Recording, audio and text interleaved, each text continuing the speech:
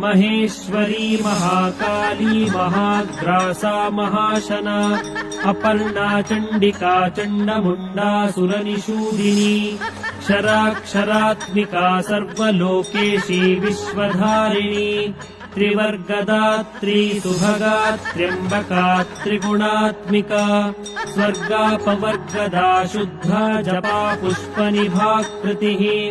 ओजोवती द्युतिधरा यज्ञरूपा प्रियव्रता दुराराध्या दुराधर्षा पाटली कुसुमप्रिया महती मेरुनिलया मन्दारकुसुमप्रिया वीराराध्या विराट्रूपा विरजा विश्वतोमुखी प्रत्यग्रूपा पराकाशा प्राणदा प्राणरूपिणी मार्ताण्डभैरवाराध्या मन्त्रिणी न्यस्तराज्यधू।